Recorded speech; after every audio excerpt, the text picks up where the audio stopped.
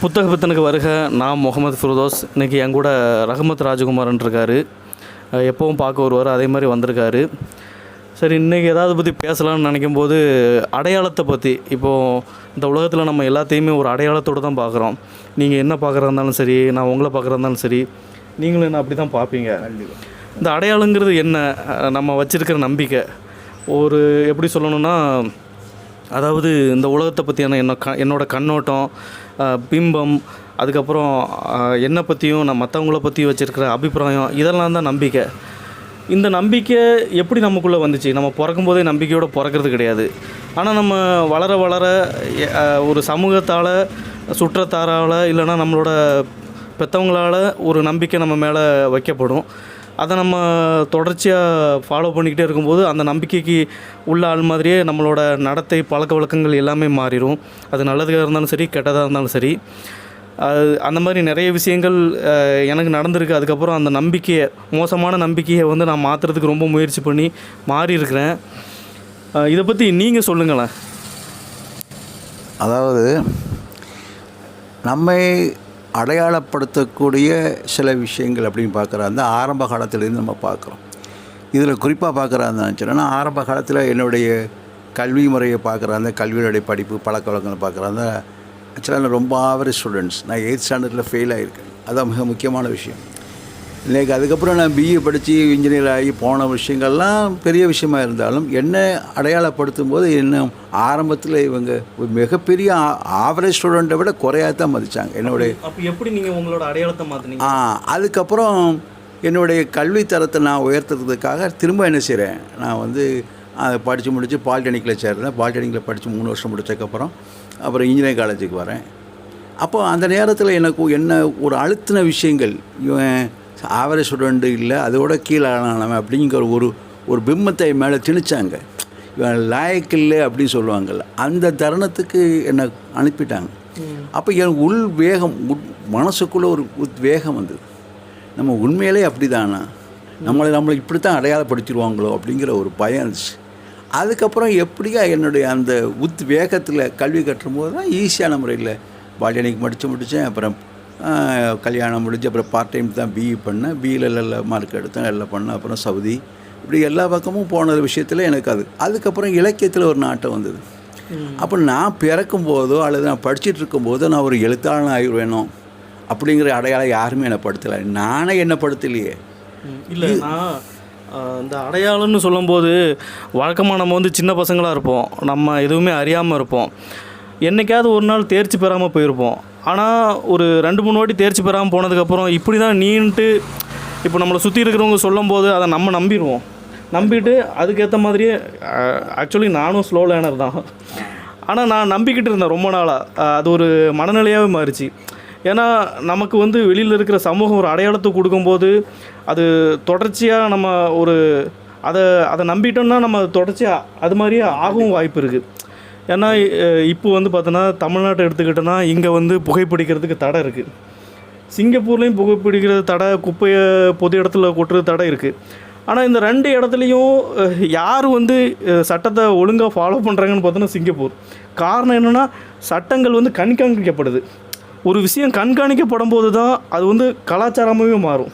இங்கே கண்காணிக்கப்படாததுனால தான் இன்னமும் பொது இடத்துல புகைப்பிடிக்கிறாங்க.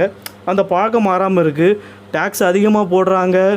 ஒரே ஒரு சிகரெட் கம்பெனி தான் இருக்குது, இருந்தும் அப்படி இருக்குது. அப்படி இருக்கும்போது இது நல்ல விஷயத்துக்கும் செயல்படும், மோசமான விஷயத்துக்கும் செயல்படும். ஆனால் அந்த நம்பிக்கையை மாற்றுறதுக்கு தான் நம்ம ரொம்ப முயற்சி எடுக்க வேண்டியதாக இருக்குது. நீங்கள் எப்படி அந்த நம்பிக்கையை மாற்றுனீங்க? அதுக்கப்புறம் என்னுடைய விஷயங்கள், நம்ம உண்மையிலே நம்ம லாயக்கில்லாத ஆளாங்கிற மாதிரி ஒரு எண்ணம். அதுக்கப்புறம் அந்த கல்வி கற்ற முறையில் அதில் கொஞ்சம் என்னுடைய ஆசிரியர்கள் எனக்கு கொடுத்த அட்வைசஸ்ஸு, காலேஜ் போனதுக்கப்புறம் அவங்களுடைய அட்வைசஸ்ஸு, இதெல்லாம் எனக்கு உத்வேகத்தை கொடுக்க ஆரம்பிச்சிது. அதுக்கப்புறம் நான் நிச்சயமாக எழுத்தாளனாக ஆகணும், ஒரு ஆய்வாளனாக ஆகணும்னு நினச்சே பார்த்தது இல்லை. ஒரு விஷயத்தில் மட்டும் எல்லாருமே அவங்களுடைய விஷயங்களை பற்றி ஹாஸ்டலில் உட்காந்து பேசிகிட்டு இருக்கும்போது, காலேஜ் ஹாஸ்டலில் பேசிகிட்டு இருக்கும்போது ஒரு கிறிஸ்டவர் பைபிளை வச்சு கிறிஸ்டவர் ஃப்ரெண்டு வாசிப்பான். நானும் குரானை கொண்டு வாசித்தேன். அவன்கிட்ட கூட அவ்வளோ கேள்வி கேட்கல, எங்கிட்ட நிறைய கேள்வி கேட்டாங்க. அதுனா என்ன, இதுனா. அதுக்கப்புறம் தான் அதை பற்றி உள்ள விஷயங்களை வெளியில் போய் படிச்சுட்டு வந்து கேட்டுட்டு சொல்ல பண்ண ஆரம்பித்தேன். அப்புறம் எங்கிட்ட கேள்வி கேட்கணுன்னு எனக்கு ரொம்ப ஆர்வம் வந்துச்சு. எங்கிட்ட கேள்வி கேட்கணும். அப்போ என்ன ஆச்சுன்னா எங்கிட்ட அதை பற்றி உள்ள விஷயங்கள் கேட்கும்போது நான் அதை தேடி போக ஆரம்பித்தேன். அதுக்கு விளக்கம் தெரியறதுக்காக தேடி போக ஆரம்பித்தேன். காலேஜ் முடித்ததுக்கப்புறம் வெளிநாட்டுக்கு போகும்போதெல்லாம் அந்த விஷயமே சேகரிக்க ஆரம்பித்தேனே தவிர ஆய்வாளனாக இருக்கிற அந்த மாதிரி உள்ள அந்த விஷயங்களை எனக்கு தேடி போக ஆரம்பித்தோன்னே கிடைக்க ஆரம்பிச்சிது. ஆனால் 1987 எனக்கு மேரேஜ். நான் கட்டுரை எழுதுன 2007 தான். 2007 தான் கட்டுரை ஆரம்பிச்சு தான் சிந்தனைச்சலம் பத்திரிக்கை தான் முதல்ல என் கட்டுரை வெளியிட்டாங்க. சேர்த்து வச்சுருந்த கட்டுரை நிறைய சேர்த்து வச்சுருந்த கட்டுரை அப்போ தான் ஒவ்வொன்றா வெளியிட்டாங்க. அப்புறம் எல்லாம் ஒரு 24 இஸ்லாமிய இதழ்களில் வெளியிட்டாங்க. அதுக்கப்புறம் கலைக்கதிர் போனேன், கலைக்கதிரில் வெளியிட்டாங்க. இப்படி இந்த மாதிரி அது சேர்த்த உடனே எனக்கு என்னத்தானே அடையாளப்படுத்த ஆரம்பிச்சிட்டாங்க. இவர் ஒரு எழுத்தாளர் மட்டும் இல்லை ஆய்வாளராக இருக்க எல்லாம் பண்ணுறாருன்னாங்க. ஆனால் என்ன ஆய்வு பண்ணிட்டாங்கன்னா இவர் விஞ்ஞான எழுத்தாளர்னு சொல்லி ஆய்வுப்படுத்துனாங்க. அதுக்காகவே சின்ன வரலாறுலாம் எடுத்து ஆரம்பித்தேன். வரலாறு தத்துவம் அதெல்லாம் எழுதினேன். ஆனால் என்ன அடையாளப்படுத்துகிற விஷயம் அந்த விஞ்ஞான எழுத்தாளர் இருக்குது, அது மட்டும் மாறவே இல்லை. அதுதான் பெரிய விஷயம். அதாவது சில பேர் இது ஒரு நல்ல விஷயமாகவும் செயல்பட ஆரம்பிச்சிரு. அதாவது நம்மளை ஒரு அடையாளப்படுத்தும் போது நம்ம தொடர்ச்சியாக அதில் இயங்கிக்கிட்டே இருப்போம். அதாவது இப்போது நீங்கள் ஒரு எழுத்தாளர்னு சொல்லும்போது நீங்கள் அதிகமாக வாசிக்க ஆரம்பிச்சிட்டே இருப்பீங்க. அதுதான் அந்த நீங்கள் சொன்னீங்கல்ல, இப்போ உங்களோட அடையாளத்தை நீங்கள் உருவாக்குனீங்கன்னு இதை சொல்லும்போது எனக்கு இது ஒரு ஆழமான புரிதல் கிடைக்கிது. அதாவது அடையாளங்கிறது நம்ம வச்சுருக்க நம்பிக்கை தான். நம்ம எப்படி, நாம் யார், நம்ம நல்லவங்களா கெட்டவங்களா, நம்ம செயல்கள் எப்படி இருக்குது, இதெல்லாம் தான் அந்த நம்பிக்கைக்குள்ளே அடங்கும். இப்போது இந்த அடையாளம்னு எடுத்துக்கிட்டோன்னா நம்ம ஒரு விஷயத்தை தொடர்ந்து செஞ்சோன்னா அதுதான் நம்மளோட அடையாளமாக இருக்கும். நீங்கள் தொடர்ந்து எழுதுவீங்க, உங்களை ஒரு எழுத்தாளன் அப்படிங்கிற ஒரு அடையாளம் கொடுக்கும். நீங்கள் தொடர்ந்து பேசிக்கிட்டே இருப்பீங்க விடாமல், உங்களை ஒரு பேச்சாளன்னு அடையாளம் கொடுக்கும். நம்ம எதில் தொடர்ந்து பயணிக்கிறோமோ அது நம்மளோட அடையாளமாக மாறிக்கிட்டே இருக்கும். அது இப்போது கெட்ட விஷயமா இருந்தாலும் அதே தான். இப்போ கெட்ட பழக்க வழக்கமாக இருந்துச்சுன்னா இதுக்கு கூட ஒரு உதாரணம் இருக்குது. அதாவது சைக்காலஜிக்கலாகவே என்ன சொல்கிறாங்கன்னா, இப்போ புகைப்பிடிக்கிற 2 பேரை எடுத்துக்கிறாங்க. அதில் ஒருத்தரை நீங்கள் புகைப்பிடிக்கிறத நிறுத்திட்டீங்கன்னா கேட்கும்போது, நான் புகைப்பிடிக்கிறத நிறுத்த முயற்சிக்கிறேன்னு சொல்லும்போது அவங்களுக்குள்ள இன்னும் நம்பிக்கை இருக்குது, நான் புகைப்பிடிக்கிறவன் தான் அப்படிங்கிற ஒரு நம்பிக்கை இருக்கும்போது அவங்க என்றைக்கா இருந்தாலும் மறுபடியும் புகைப்பிடிக்க தான் செய்வாங்க, நிறுத்த மாட்டாங்களாம். இதே இன்னொரு ஆள்கிட்ட கேட்கும்போது, இல்லைங்க நான் புகைப்பிடிக்கிறது கிடையாதுன்னு சொல்லும்போது அவங்களுக்குள்ளே இருக்க நம்பிக்கை தூக்கி வீசிடுறாங்க. அப்படி இருக்கும்போது தன்னை அதோட அடையாளப்படுத்தாமல் இருக்காங்க. இது ரொம்ப ஒரு முக்கியமான விஷயம்னு சொல்லலாம். நம்ம யார், இப்போது நம்மளை பற்றி மற்றவங்க மோசமான ஒரு அபிப்பிராயம் வைக்கலாம், அடையாளம் வைக்கலாம். ஆனால் நம்ம ஒரு செயலில் இறங்கி தொடர்ச்சி அதை செஞ்சுக்கிட்டே இருக்கும்போது இது நம்மளோட அடையாளமாக மாற வாய்ப்பு இருக்கும். நீங்கள் சொன்ன மாதிரி அதில் நான் ஆரம்பத்தில் அதுக்கு ஒரு சில வாத்தியார்கள்லாம் உறுதுணையாக இருந்திருக்காங்க. அதுலேயும் எனக்கு ரொம்ப ஒரு கார்டியன் மாதிரி இருந்தாலும்னா இங்கிலீஷ் கசாலி சார். ஆமாம், அவர் ஸ்போக்கன் இங்கிலீஷ், அவர் ஸ்போக்கன் இங்கிலீஷை விட அவர் இந்த ஆப்டிடியூடு, இந்த பசங்களோட சைக்காலஜி நிறைய உள்வாங்கிற ஒரு மனுஷன் சொல்லலாம். அவர் என்னோடய லைஃப்பில் நிறைய மாற்றத்தை கொண்டு வந்தார். அதில் ஒரு வார்த்தை அவர் கோட் பண்ணி சொல்லுவாப்புல, என்றைக்குமே லாஸ்ட் பெஞ்சு ஃபஸ்ட்டு பெஞ்சுன்னு கிடையாது, நீங்கள் எப்படி உங்களை பற்றியான ஒரு அபிப்பிராயம் நினைக்கிறீங்களோ அதுதான் நீங்கள் அப்படிங்கிற மாதிரி சொல்லுவாப்புல. அது நல்லாயிருக்கும்.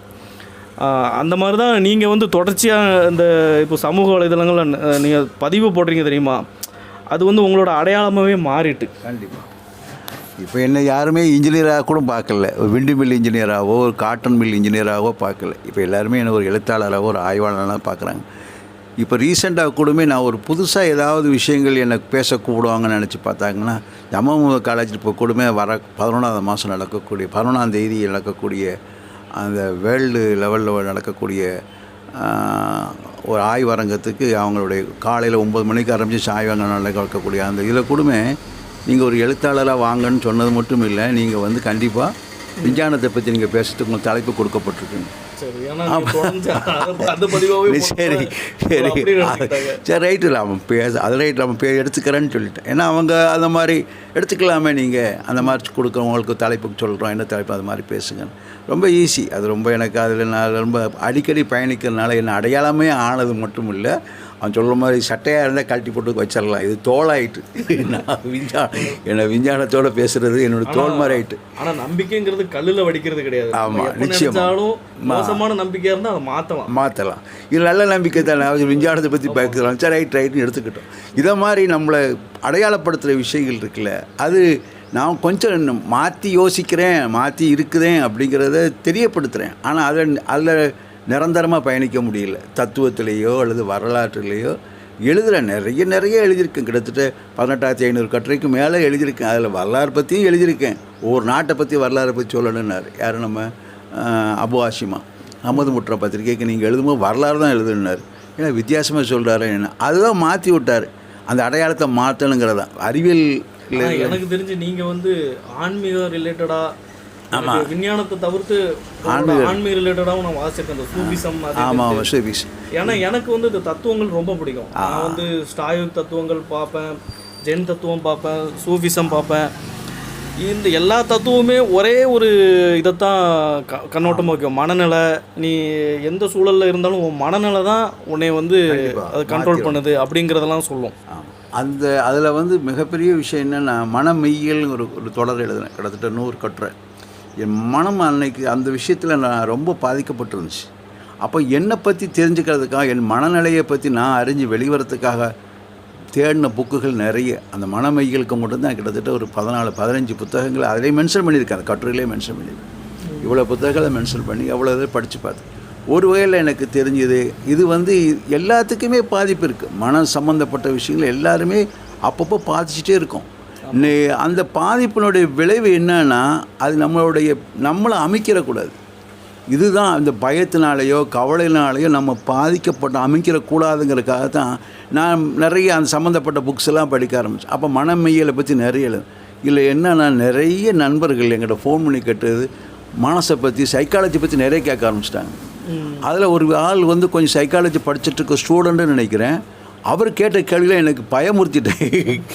இல்லை எனக்கு தெரியாதுன்னு. அப்போ நீங்கள் எழுதியிருக்கீங்களே, நான் புக்கை 4-5 புக்கை பார்க்குறேன், அதை படித்து பார்த்து எழுதின விஷயங்கள் தான்.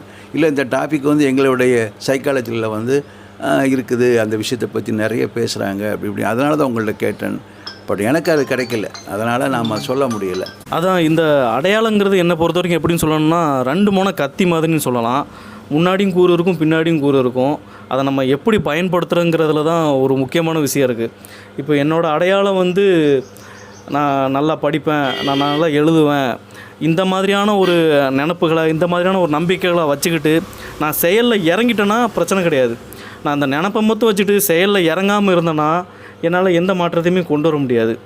ஏன்னா நம்ம ஒரு நடத்தையை தொடர்ந்து 2-3 வாட்டி 10 வாட்டி 15 வாட்டி பண்ண தான் அந்த நடத்தையும் செயலும் ஒன்று தானே, அதுதான் நம்மளோட அடையாளமாகவே மாறும். நான் அது கரெக்டு தானே? கண்டிப்பாக.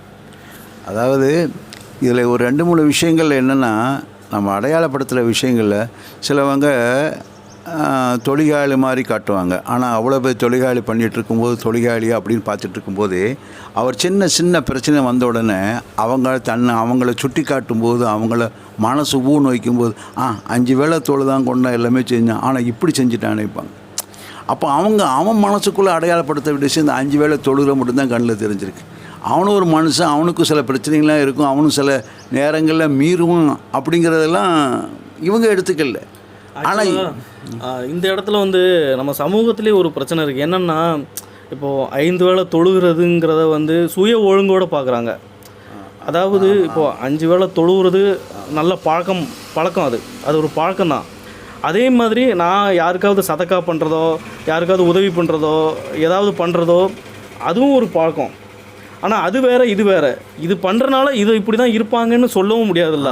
அது சின்ன தவறு பண்ணும்போது அந்த ஒரு சின்ன, ஏன்னா அந்த பண்ணின உடனே அவனுடைய மற்ற கெட்ட பழக்கங்கள் விஷயத்த சொல்லல, நல்ல பழக்கம் வச்சுருப்பான்ல, அதை தான் குறிப்பிடுவாங்க. அதுதான் பெரிய அடையாளம். அந்த பெரிய மனசு ஊன் பண்ணுறது என்னென்னா, அவன் அந்த மாதிரி சின்ன வயசுலேயே தப்பு பண்ணிட்டு இருந்தான், அப்படி தான் அதெல்லாம் இப்போ தப்பு பண்ணான்னா அது அந்த காம்பன்சேட் பண்ணுற மாதிரி இருக்கும். அதே நேரத்தில் ஒரு நல்ல காரியம் பண்ணிகிட்டு இருக்கான், நல்ல தொழுகை பாபத்தாலியாக இருக்கான், நல்ல ஹஜ்ஜி செய்திருப்பான், அவர் ஹாஜிபா அப்படிங்கிற மாதிரிலாம் இருக்கும். அதெல்லாம் எப்போ மென்ஷன் பண்ணுவான்? ஆனால் இவன் சின்ன தப்பு பண்ணுவான்ல, நீ என்ன பெரிய ஹாஜி அப்படிமா, அதை ஏன்டா சொல்கிறான்? அவன் சின்ன வயசு தப்பு பண்ணியிருக்கான்ல, அது எவ்வளோ தப்பு, அதை சொல்ல மாட்டான். ஏன்னா இவனுக்கு மனசு உறுத்தலாக இருக்கிறது அவன் பண்ண நல்ல விஷயங்கள் தான். அதை நீ கூட தப்பு பண்ணிட்ட அப்படின்னு சொல்லி அந்த அடையாளத்தை தான் அவன் என்ன செய்வான், சிதைக்க ஆரம்பிப்பான். இது வந்து மனசோட இயல்பு. இதனால தான் சொல்கிறது, எந்த விஷயமா இருந்தாலும் அதை கண்டுக்காமல் கொஞ்சம் விஷயத்தில் அவனை ஜீரணிச்சிட்டு போயிடணும். அவனுடைய நல்ல பழக்க வழக்கங்களை சுட்டி காட்டி நீ நல்லவன் இல்லை, இவ்வளோதான் செஞ்சு நல்லவன் இல்லைன்னு இல்லை. ஏதோ ஒரு தவறு செஞ்சதுக்காண்டி மொத்த விஷயத்தையும் நீ தப்பு பண்ணக்கூடாதுல்ல. ஏதோ ஒரு இடத்த தப்பு ஊரில் நடந்து போச்சுங்கிறதுக்காக ஒரு பொண்ணு பேசுனால அந்த ஊரே கெட்ட ஆக்குறது தப்பு இல்லை. அதை மாதிரி உள்ள விஷயந்தான். அவனோட நல்ல பழக்க வழக்கங்கள்லாம் பார்க்குறோம். அவன் தப்பு பண்ணிட்டான், தவறு பண்ணுறான் தான் மனுஷன். அதெல்லாம் நினச்சினா இந்த அடையாளப்படுத்துகிறாங்க. அவன் என்ன இப்படி இருக்கான், அவன் என்ன பெரிய இது, அவன் அப்படி பேசினான் இப்படி பேசினான் இப்படிலாம் இருக்கான், இந்த மாதிரி நடந்துக்கிட்டான். இதை நல்ல விஷயத்த சொல்லி அவனை குறைவாக ஆக்காது. அவன் வந்து ஏற்கனவே கோபக்காரன் தான், அதனால தான் இப்படி செஞ்சுட்டான் அப்படி சொன்னான்னா அவன் இனிமேல் நாளைக்கு அந்த மாதிரி செய்யக்கூடாது அப்படிங்கிற ஒரு எண்ணம் வரும். இப்போ என்ன ஆச்சுன்னா அவனுடைய ஹஜ்ஜையோ அவனுடைய வழிபாடையோ அல்லது அவனுடைய நல்ல பழக்க வழக்கங்களையோ அல்லது சக்காத்தோ சதக்காவோ செஞ்சதை குறிப்பிட்டு காட்டிட்டு இதை சொல்லக்கூடாது. இது அந்த அடையாளத்தை சிதைக்கிற விஷயமாயிடும். இது சமூக ரீதியில் உள்ள விஷயம். சொல்லுங்கள். அதில் ரொம்ப கவனமாக இருக்கணும். இப்போ சமூகமாக இருந்தாலுமே அதாவது எல்லாத்தோடையும் கம்பேர் பண்ணிக்கிட்டு இருக்கக்கூடாது. அது ஒரு தவறான விஷயம். மெயினாக வந்து நம்ம தான் நம்மளை என்ன இதில் இருக்கோம், நம்ம தான் நம்மளை கண்காணிக்கணும். நம்மளோட அடையாளம் என்னது, இப்போது புறம் பேசுகிறது தான் நம்மளோட அடையாளமா, அதாவது அடுத்தவங்கள பற்றியான தப்பான பேச்சை வச்சுக்கிறது தான் அடையாளமா, இதெல்லாம் நம்ம உள்ளே கொண்டு வந்துட்டாலே போதும், முடிஞ்சிடும், தெரிஞ்சுக்கிடுவோம். ஆமாம், நம்ம யாரும் தெரிகிறது தான் நமக்கு பெரிய குற்ற உணர்ச்சியை கொண்டு வரும். மற்றவங்க ஆமாம், இப்போது நமக்கு தெரியும் நான் யாருன்னு எனக்கு தெரியும், அதனால் என்னோடய அபிப்பிராயம் என்னன்னு தெரியும். அதனால் நான் அந்த லெவலுக்கு நான் எதை பற்றி கவலைப்பட மாட்டேன். ஏன்னா நான் யாருக்கும் எந்த துரோகமோ எவ்வளோ மோசமான விஷயங்களோ அதெல்லாம் செய்யணும்னு நினச்சது கிடையாது. என்னால் முடிஞ்ச உதவி என்ன பண்ண முடியுமோ பண்ணுவேன். என்னால் கல்வியை கொடுக்க முடியும்னா கொடுப்பேன். அப்படி தான் என்னால் எந்த காசு இருந்தால் காசை கொடுப்பேன், அவ்வளோதான். மற்றபடி வேறு எதுவும் பண்ணுறது கிடையாது. ஆனால் இந்த சமூகம் வந்து இந்த மாதிரியான நீங்கள் சொல்கிற மாதிரி ஒருத்தங்க ஒரு தப்பு பண்ண உடனே மொத்த அடையாளமும் அவன் அப்படிதான்னு ஒரு திணிக்கக்கூடாது. அது ஒரு நல்ல விஷயங்களை தூக்கி காட்டணும், அதையும் பார்க்கணும்ல. விஷயங்களில் வந்து ஒரு தப்பு நடந்து போச்சுன்னா அவள் நல்லது செஞ்சுருக்கானான்னு பாரு. அந்த விஷயத்த சொல்லி அடையாளப்படுத்தி அப்படிலாம் செஞ்சவன் தானேப்பா, நீ ஏன் அந்த மாதிரி செஞ்சேன்னு சொல்லு. நீ ஹஜ்ஜுக்கெலாம் போனவன் தானே, நீ இப்படிலாம் செஞ்சவன் தானே, நீ இப்படிலாம் பேசுகிறவன் தானே, இந்த மாதிரிலாம் இருந்தவன். நீங்கள் வந்து அந்த பொண்ணை சொன்னீங்களோ, ஏதோ ஒரு பொண்ணு வந்து ஊரை பற்றி பேசிச்சுன்னு, அது ஆக்சுவலாக அந்த பொண்ணை பற்றி யாரோ சொல்லியிருக்காங்க. இப்போ அது வந்து பர்சனல் விஷயம். அப்படி இருக்கும்போது ஒட்டுமொத்த ஊருமே இப்படி தான் இருக்குது அப்படி தான் இருக்குன்னு வந்து சொல்கிறது வந்து இல்லை. எந்த ஆமாம், எல்லா ஊர்லேயும் திருடனுக்கு தான் செய்வா. மேலப்பாளையதுன்னா திருடன் அப்படின்னு சொல்ல முடியுமா? இப்போ கோயம்புத்தூர்னா ஏமாளி அப்படின்னு சொல்ல முடியுமா? ஒரு இப்படி வைப்பாங்க. ஒரு ஊருனா அதுக்குன்னு ஒரு பிம்பத்தை உருவாக்கிடுவாங்க. அது வழக்கமாக நடக்கிறது. அதாவது கருப்பாக இருக்கிறவங்க போய் சொல்ல மாட்டாங்க சொல்லுவாங்க, தெரியுமா? இது ஆக்சுவலாக இது ஒரு அன்கான்சியஸ் அசம்ஷன்ஸ்னு சொல்லுவாங்க. அதாவது ஒரு நிலையற்ற அனுமானம். ஒருத்தரை பார்த்தோன்னே கரை படிஞ்ச பல்லாக இருக்காங்களா, கருப்பாக இருக்காங்களா, சட்டை கிழிஞ்சாப்பில் இருக்கா, இவன் இப்படி தான் அப்படின்ட்டு. நான் ஒரு ரீசெண்டாக ஒரு புத்தகம் வாசித்தேன், ஒரு சிறுகதையில். அப்போது ஒரு குழந்தை தொலைஞ்சு போச்சுன்னு அந்த எழுத்தாளர் எழுதியிருந்தாங்க. அப்போது அவங்க சந்தேகம் யார் மேலே வருதுன்னு பார்த்தோன்னா, வீட்டுக்கு ஒருத்தன் பெயிண்ட் அடிக்க வந்திருக்கான். அவனோட பெயிண்ட் அடிக்கிறவங்க ட்ரெஸ்ஸு எப்படி இருக்கும், அலங்கோலமாக தான் இருக்கும். அப்போ அவங்க மேலே சந்தேகம் வர மாதிரி இருக்குது. கடைசியாக குழந்தை கிடச்சிருச்சு, தொலைஞ்செலாம் போகலை, அது பக்கத்து வீட்டுக்கு போயிருக்கான். பட் நான் வந்து அவங்கள்ட்டே சொன்னேன் தனிப்பட்ட முறையில், நீங்கள் ஒரு எழுத்தாளராக இருக்கீங்க, நீங்கள் சமூகத்தில் ஒரு மாற்றத்தை கொடுக்குறவங்க, உளவியலாக எல்லாருமே இப்படி தான் நினைக்கிறாங்க, இப்படி நினைக்கக்கூடாதுன்னு சொல்கிறது தான் ஒருத்தரோட வேலையாக இருக்கணும். நீங்கள் அப்படி சொல்லக்கூடாது அப்படின்னு சொன்னேன். அவங்க அதை ஏற்றுக்கிட்டாங்க. ஏன்னா இப்போது எழுத்தாளருங்கிறது வந்து பார்த்தோன்னா உங்களுக்கே தெரியும், அவங்க தான் அதிகமான மனிதரோட உளவியலை வந்து அதிகமாக ஆய்வு பண்ணுறவங்க. அதுவும் வந்து எளியவர்கள் கஷ்டப்படுறவங்களோட விஷயத்தை பார்க்குறவங்க. அந்த பொண்ணு சொன்னது அந்த விஷயத்தில் ஒரு தப்பாகிடுச்சு. கடைசியாக அந்த பொண்ணு மன்னிப்பும் கேட்டுச்சு. அது ஏதோ ரியாக்ட் பண்ணியிருக்கு. இப்போது என்னை பற்றி ஒரு 10 பேர் சொன்னேன்னா நான் டக்குன்னு டென்ஷன் ஆகிடுவேன். என்னை பற்றி எப்படி சொல்லலாம்னு சொல்லிட்டு ரியாக்ட் பண்ணி நான் 100 பேரை ப்ளேம் பண்ணுவேன். அந்த இடத்துல அந்த ரியாக்ட் பண்ணது தான் ஒரு பெரிய பிரச்சனை. அது எல்லாத்துக்குமே வருது தான் அந்த எமோஷன். அதை கடந்து போயிருக்கணும். அதாவது இப்போ வெளியில் எங்கேயாவது போகும்போது ஆமாம் எனக்கு ஜீனி கம்மியாக போடணும், நான் ஜீனி சாப்பிட மாட்டேன், எனக்கு சுகர் இருக்குது அப்படின்னு சொன்ன உடனே அவங்க ஆமாம் நீங்கள் திருநெல்வேலிக்காரன் தானே, அப்போ நீங்கள் அல்வா கிட்டுற ஊரில் தானே இருக்கீங்க, உங்கள் சுகர் இருக்கத்தானே செய்யுமா. இதை விட ஒரு மோசமாக அடையாளப்படுத்து திருநெல்வேலி அடையாளப்படுத்துகிற அல்வா வச்சு அடையாளப்படுத்துகிறாங்க. முன்னாடிலாம் மேலப்பாளையத்தை ரொம்ப மோசமாக அடையாளப்படுத்துவாங்க, உங்களுக்கு தெரியாது. நான் வந்து ஜங்ஷனில் ஏடிஎம் கார்டில் காசு எடுக்க போயிருக்கேன். அப்போ முன்னாடி நம்ம ஊர் பசங்க தான் எடுக்க வந்திருக்காங்க. காசு வரலன்னு மிஷினை தட்டியிருக்காங்க. அவன் என்ன சொல்லிட்டான், மாட்டுக்கறி திங்கிறவன் தானே இப்படி தான் இருப்பாங்க அப்படின்னு சொல்லிட்டாங்க. ஏன்னா இப்போது ஒரு சில பேர் வந்து அறியாமையில் இருக்கிறனால இந்த மாதிரியான ஒரு அடையாளப்படுத்திடுறாங்க. ஏன் இங்கே மாட்டுக்கறி திங்கிறவங்க பூராமே அப்படி பார்த்தோன்னா கல்ஃப்லேயும் மாட்டுக்கறி தான் திங்கிறாங்க, ஒட்டக்கறி தான் திங்கிறாங்க. கறிக்கும் மூளைக்கு என்ன சம்பந்தம் அது புரியப்பட்டிருக்கு.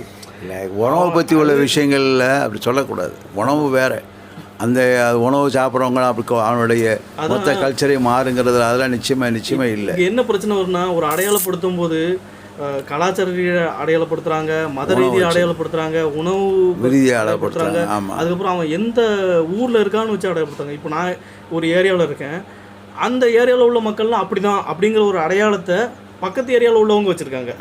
ஏன் தெருக்கு தெரே ஒரு அடையாளத்தை வச்சுட்டு இருக்காங்க. அதெல்லாம் ஒரு மோசமான விஷயந்தான். அதனால் அடையாளப்படுத்துகிற விஷயங்களில் நம்மளை எப்படி நம்மளை அடையாளப்படுத்துகிறோமோ அதுதான் முக்கியம். மற்றவங்க நம்மளை அடையாளப்படுத்துகிறத காட்டிலும் நம்ம எப்படி நம்மளை அடையாளப்படுத்துகிறோம், அந்த சமூகத்துக்கு எந்த மாதிரி அடையாளத்தை நம்ம கொடுத்துட்ருக்கோம் அப்படிங்கிற ஒரு விஷயம். அதுக்காக நம்ம சுய பரிசோதனை பண்ணிக்கணும். இந்த மாதிரி உள்ள புறம் பேசிகிட்டு இருக்கோமா, பொய் பேசிகிட்டு இருக்கோமா, அல்லது அடுத்தவங்களை நக்கல் பேசுகிறோமா, அடுத்தவங்க மனசு நோவும்படி நடக்கிறோமா. இதுதான் அவன் அப்படி பண்ணும்போதும் அவன் நம்மளை பற்றி உள்ள எப்படி அடையாளப்படுத்துவான், அவன் அப்படி தான் அப்படிங்கிற மாதிரி உள்ள அடையாளப்படுத்தாமல் ஒரு நல்ல விஷயங்களை நம்மளை அடையாளப்படுத்துகிற விஷயங்களில் அவன் பேர் சொல்லும்போதோ நம்மளை பற்றி அவன் பார்க்கும்போதோ இவன் இப்படிங்கிற மாதிரி உள்ள அடையாளப்படுத்துறது தான் நமக்கு நாம் வச்சுக்கிட்ட ஒரு நல்ல அபிப்பிராயம், நல்ல ஒரு பழக்க வழக்கமாக இருக்கும். நம்மளுடைய பழக்கத்தையோ நல்ல விஷயங்களையும் அடையாளப்படுத்துகிற மாதிரி நம்ம நடந்துக்கணும்னு நினைக்கிறேன். இன்ஷா அல்லாஹ். அதான் வேறு என்ன, அதான் இவ்வளோ விஷயம் இருக்குது கேமராக்குள்ள. அதான் அடையாளங்கிறது சொல்லப்போனால் முதல்ல நம்மளை பற்றியான ஒரு நல்ல அடையாளத்தை உருவாக்கணும். அதுக்கப்புறம் நம்ம சமூகத்தை பற்றியான ஒரு நல்ல அடையாளத்தை உருவாக்கணும். அதுக்கப்புறம் மற்றவங்க மேலேயும் ஒரு நல்ல அடையாளத்தை வைக்கணும். அவங்களையும் நல்ல விதமாக நடத்தணும். உங்களோட நடத்தை நல்லா தான் இருக்குது, நீங்கள் இன்னும் சிறப்பாக செயல்படுவீங்க அப்படின்னு சொல்லணும். அப்படி சொல்லும்போது ஒரு ஒட்டுமொத்தமாக பார்த்தோன்னா ஒரு சமூகத்திலேயே ஒரு நல்ல மாற்றமோ ஒரு நல்ல அடையாளமும் வரும். ஆமாம், பாசிட்டிவ் திங்கிங்காக பேசணும். ஆமாம், இதில் உள்ள விஷயங்களில் நீங்கள் அப்படிலாம் பண்ணவங்க தான், நீங்கள் அப்படிலாம் செஞ்சவங்க தான் அப்படிங்கிற ஒரு காரண காரியம் செய்யும்போது தான் அவங்க தப்பான விஷயம் பண்ணும்போது அவனுக்கு வெக்கம் வந்துடும்.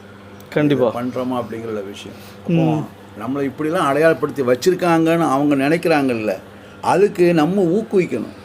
அவர் நல்லா செய்வார், அவர் நல்லா பண்ணுவார், அவர் ஏற்கனவே இப்படி பண்ண ஆள் தானே, அப்படி செஞ்சார் இப்படி செஞ்சார், அவரை பற்றி உள்ள நல்ல பாசிட்டிவ் விஷயங்களை சொல்ல தான் அவரோட அடையாளத்தை நம்ம மாற்றிடும். கண்டிப்பாக அதுதான் முக்கியம். நம்ம வந்துக்கிட்ட எப்பவுமே அவரை பற்றி குறையோ குற்றமோ சொல்லிகிட்டே இருந்தால் அவர் காதுக்கு போகும்போது இன்னும் அவர் திருந்து வரான்னு பார்த்தா மாட்டார்.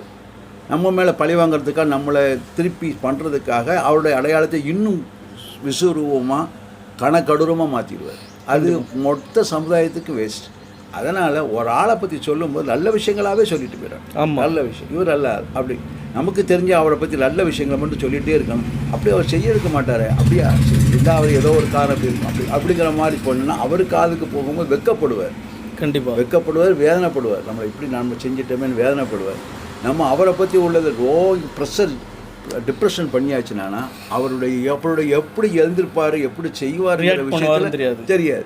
அது நமக்கு மட்டும் இல்லை, மொத்த சமுதாயத்துக்கு பிரச்சனை வரும். அதனால் நம்ம நல்ல அடையாளப்படுத்திக்கணும். மற்றவங்க நல்ல அடையாளங்களை சொல்லி தான் அடமொழி கொடுக்கணுமே தவிர நல்லதை சொல்லி அடமொழியாக கொடுத்து அவங்கள சொல்லணுமே. நல்ல மோசமான அடையாளம் அவர்கிட்ட இருந்தாலும் அதை நம்ம அவர்கிட்ட வெளிப்படையாக பேசிடக்கூடாது, நம்ம மனசுக்குள்ளே வச்சுக்கலாம். ஆனால் அவருக்கு சொல்லும் போதெல்லாம் அவருக்கு அதுக்கு நல்ல அபிப்பிராயங்களாகவே சொல்லணும்னா ஆட்டோமேட்டிக்காக அவர் நம்ம மேலே நல்ல அபிப்பிராயம் வச்சுருவார். அப்புறம் அவர் நம்ம இந்த மாதிரி செய்யக்கூடாது, அந்த மாதிரி இந்த சமூகத்தில் நம்ம நடந்துக்கணுங்கிற அவருக்கு ஒரு அச்ச உணர்வு, வெக்க உணர்வு வந்துடும். அதனால் ஆட்டோமேட்டிக்காக நல்லவனாக ஆகிடும். நல்லவனாக மாற்றுறது எல்லாமே நம்மளும் ஒரு பங்கு இருக்குது. நம்ம மட்டும் இல்லை, மற்றவங்க நம்ம மாற்றுறோம். அதுதான் முக்கியம். பையனை படித்து அவன் நல்லா படிக்க மாட்டான், அவன் படிக்க மாட்டான்னு சொல்லியே படிப்பாக இல்லாமல் ஆக்கிடக்கூடாது. அது அவனை அடையாளப்படுத்துகிற மாதிரி ஆகிடும். அவன் நல்லா படிக்கிறவன், அவன் மார்க் தப்பாக ரொம்ப குறைய எடுத்திருப்பான். என் பிள்ளை அவன் இன்னும் நல்ல மார்க் எடுப்பான், இன்னும் ப்ரில்லியண்ட்டாக இருப்பான், அவனுக்கு என்னமோ இப்படி ஆகிப்போச்சு இப்படி சொல்லும்போது தான் அவனுக்கு நல்ல திங்கிங் வரும். அவன் எப்போது பார்த்தாலும் அப்படி தான், அவன் சரியில்லை, அவன் சில தாப்புனார் பிள்ளைய அவன் விளங்காதவன், அப்படி செய்ய மாட்டான், அவன் ஸ்கூலுக்கு போகல, ஒழுங்காக செய்யலை, அப்படி செய்யலை, இதெல்லாம் இருக்குது. நீ எப்படி சொல்கிற? உன் மகனை பற்றி, உன் பிள்ளைய பற்றி, உன் பையனை பற்றி நீ எப்படி சொல்ல வர? இதுதான் சமூகம் கவனிக்கும். ஆமாம். அந்த சமூகத்தில் நீ சொல்லும்போது அவனை பற்றி உள்ள அந்த ப்ராஸ்பெக்டஸ் வைக்கும்போது நல்லதை வச்சுட்டேன்னா அவன் ஆட்டோமேட்டிக்கல் நல்லவனாயிரும். அது இல்லாத வரைக்கும் வச்சுக்கிட்டு இல்லை மொத்தமாக நீயே அவனை டிஸ்கரேஜ் பண்ணிட்டானா அதுக்கப்புறம் அவன் எப்படி வெளியே வருவான்? அவன் கணக்கடுறவனா, மோசமானவனா, கெட்டவனாக தான் வெளியே வருவான். அது இல்லாத வரைக்கும் நம்ம பிள்ளைய மட்டும் இல்லை, எந்த பிள்ளைய பார்த்தாலும் நல்லவன மாதிரி நல்ல அபிப்பிராயத்தை சொல்கிற மாதிரி வச்சுக்கிட்டான்னா அவனை அடையாளப்படுத்தினா அவன் அந்த அடையாளமே மாறிடுவான். நம்ம வச்சுருக்க நல்ல ஒரு அபிப்பிராயம் நல்ல அடையாளமாக மாறிடுவோம். கண்டிப்பாக அதுதான் ஒரு பண்பட்ட சமூகத்துக்கான அழகே. அதனால் இங்கே என்ன சொல்ல வரேன்னா, நம்ம மற்றவங்க மேலே ஒரு நல்ல அபிப்பிராயத்தை, ஒரு நல்ல நம்பிக்கையை உண்டாக்கணும். அப்படி தான் இருந்தால் தான் ஒரு நல்ல அடையாளமே உருவாகும். அதுதான் இந்த மொத்த கருத்துமே. வேறு ஒரு நல்ல காணொலியில் சந்திக்கிறேன். உங்களிடமிருந்து விடைபெறுகிறேன். நன்றி. அஸ்ஸலாமு அலைக்கும்.